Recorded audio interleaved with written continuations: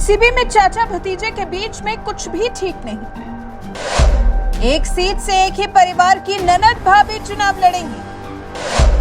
अजीत पवार ने इशारों में अपनी मंशा समझा दी। ननद भाभी के बीच इस बाजी में जीत आखिर किसकी होगी?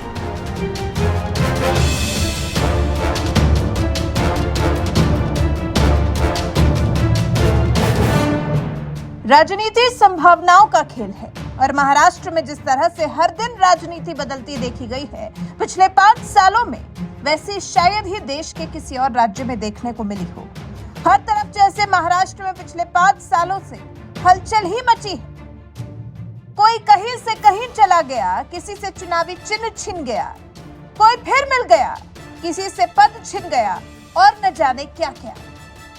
और अब तो लोकसभा चुनाव भी नजदीक आ रहा है। महाराष्ट्र में लोकसभा सीटों का आंकड़ा भी अच्छा खासा है। ऐसे में कौन कहां से लड़ेगा, इस पर भी मंथन होना एक बहुत बड़ा काम है। और ये तो सभी जानते ही हैं कि एनसीपी में किस तरह का घमासान मचा है। शरद पवार खुद का चुनाव चिन्ह छीने जाने से नाराज है। वहीं अजीत पवार के मन में भी पार्टी को सब कुछ देने के बाद भी वो रुतबा न मिल पाने की कसक है। इसी बीच में कयास कुछ ऐसे लगाए जा रहे हैं कि एनसीपी के गढ़ कहे जाने वाले बारामती सीट से एनसीपी की एक ही परिवार की 2 महिलाएं आमने सामने ताल ठोकती देखी जा सकती हैं। जी, पवार परिवार की 2 महिलाएं, एक तो एनसीपी चीफ शरद पवार की बेटी सुप्रिया सुले और दूसरे एनसीपी के एक पूरे गुट को लेकर बीजेपी से हाथ मिला लेने वाले डिप्टी सीएम अजीत पवार की पत्नी सुनेत्रा पवार।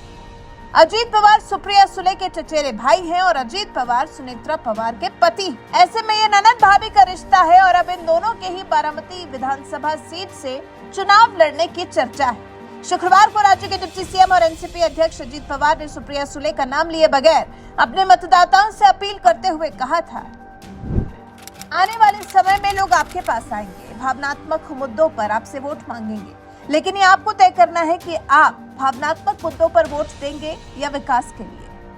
अब अजीत पवार की इस बात से ये तो साफ हो गया कि वो इस सीट पर अपना ही कोई उम्मीदवार उतारने वाले हैं और अब अंदेशा तो अजीत पवार की पत्नी के चुनाव लड़ने का ही है, क्योंकि अजीत पवार ने शुक्रवार को बयान दिया है और बारामती में जगह जगह उनकी पत्नी सुनेत्रा पवार के ही पोस्टर लगा दिए गए हैं और प्रचार वाहन के जरिए भी सुनेत्रा पवार के नाम का प्रचार किया जा रहा है।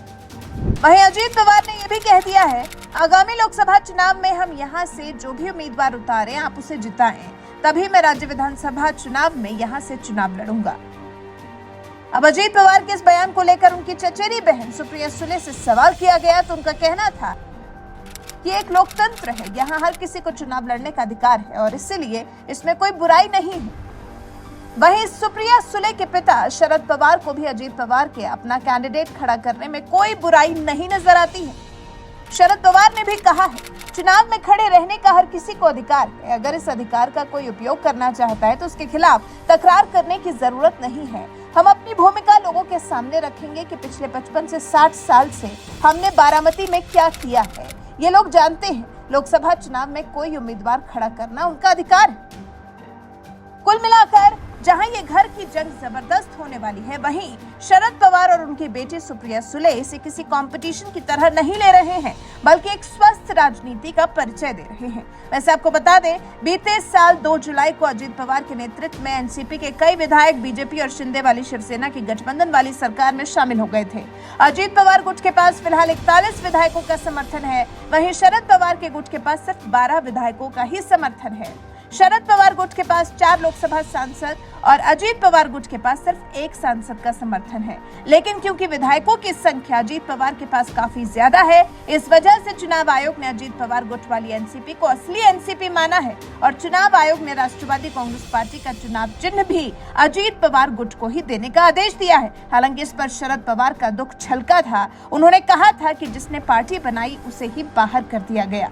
वैसे जिस तरह से बारामती की सीट यहाँ पवार परिवार में एक तनातनी की सीट साबित होने जा रही है, ननद भाभी जहां इसी एक सीट पर भिड़ती नजर आने वाली है, इस बारे में आपके विचार हमें कमेंट कर जरूर बताइएगा।